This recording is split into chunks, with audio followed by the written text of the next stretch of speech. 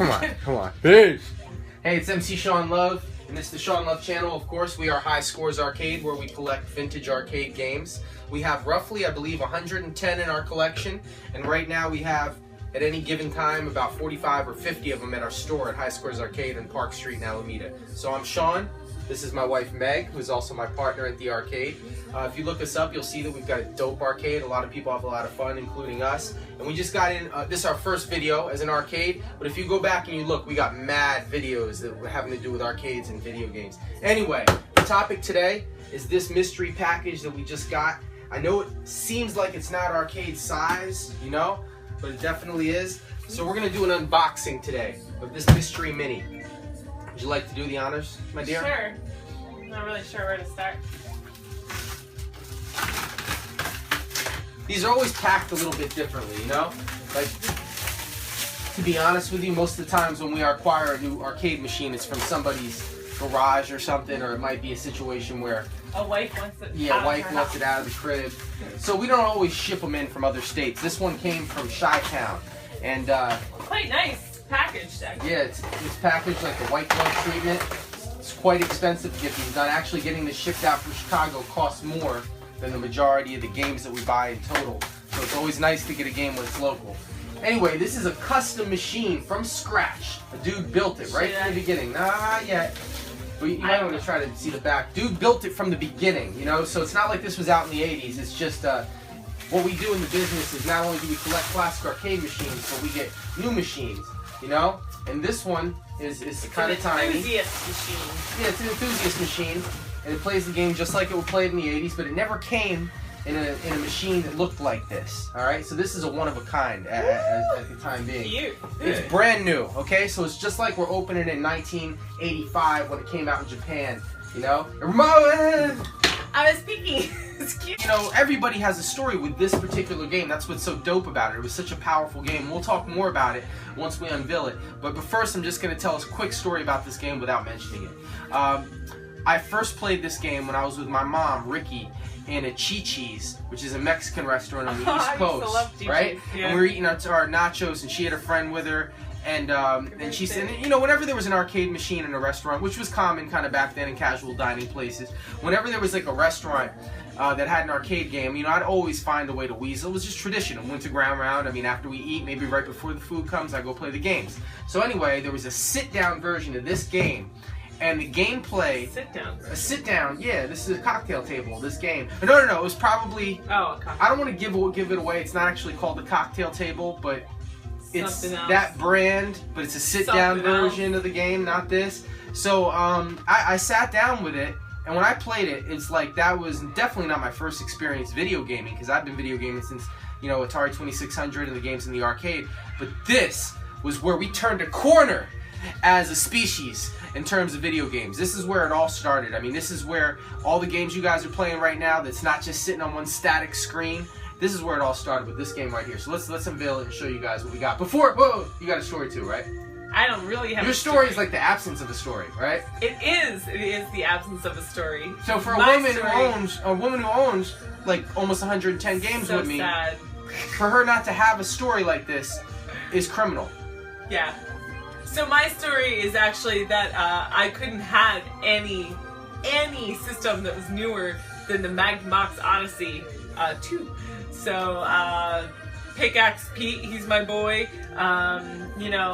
Casey Munchkin, which ultimately I think was pulled because of a little copyright so-and-so. But anyway, I couldn't have anything newer than the Magnavox. So when every single person in the world had this here game, I didn't have shit, and I had to just go over to my friend's house, Cindy's house, and sit there and watch her as she sailed through the levels playing the game, and I was like illiterate. It was like I couldn't read. It was like I was like a girl with a book that I couldn't read. Like everybody else could read it, and everybody else thought it was the best book in the whole world, and it didn't matter because I couldn't read it. Well, the epic change in this game from the games like you described, like Pickaxe Pete, like the breadth and the way this game is designed, it's so much bigger because of the major change that they made in game making. So it almost like you didn't just miss out on this game. It was like you were missing out on like an entire genre. Yeah, the stairway to a gaming. Whole step towards what we have now. Yeah. Thanks for pointing that out. And she meant on a tape, like because this game was also as popular, if not more popular for console use,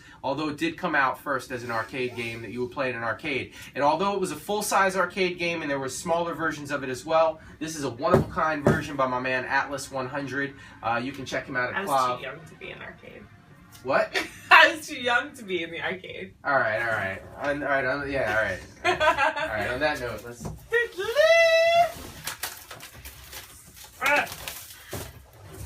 Oh, you're so cute! Man, and this is a one-of-a-kind, so you can't play this anywhere except for either at our apartment or at our public arcade, High Scores Arcade. High Scores Arcade, 1414 Park Street, Alameda. And this will be in Lest there. you try to show off at our apartment.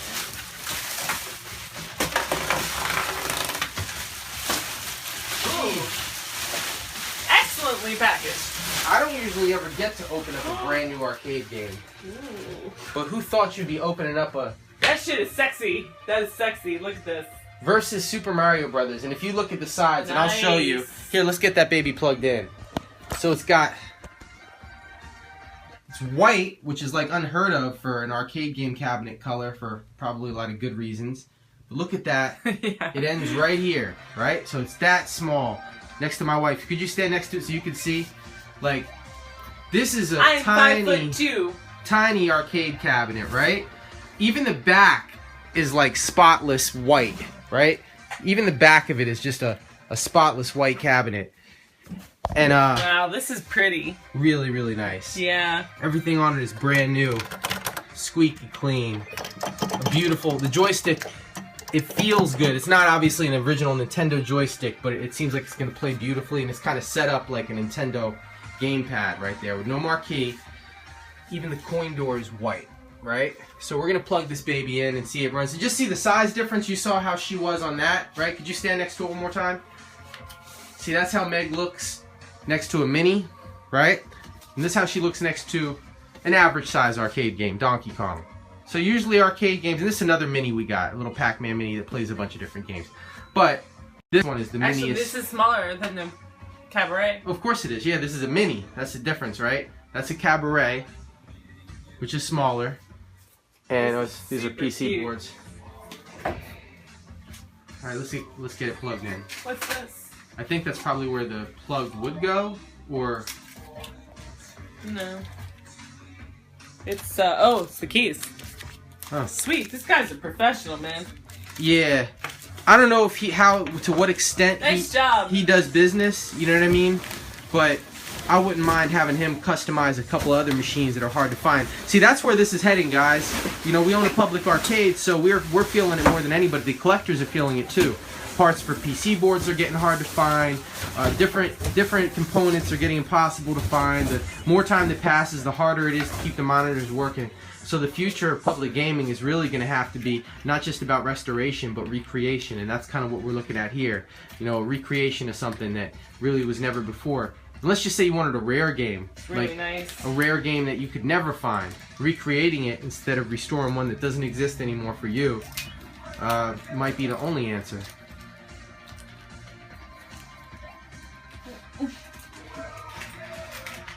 Listening to a little new wave. So guys, we'll be back. This is just video 1 in the High Scores series. But unless we're doing something like this, which is special, like an unboxing, you're going to see us do some other things, like repairs. Wow, it's so nice. It probably looks brand new on the inside, like you could eat off it. Woo! Look at this. In future videos, we're going to be You doing... can't even appreciate this unless you've seen the other. Yeah, like if you want to see what like some arcade machines look like when you open them up. And I can't get, unfortunately, any light in here.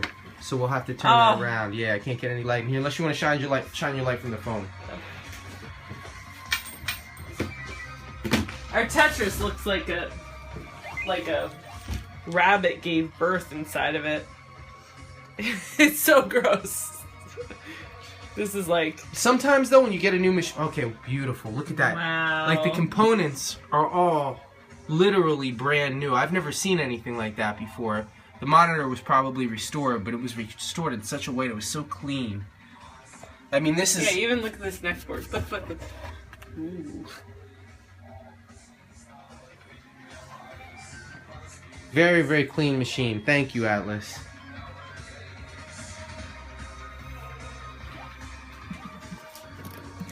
This really is pretty sexy, right? It is. Look how pretty it is.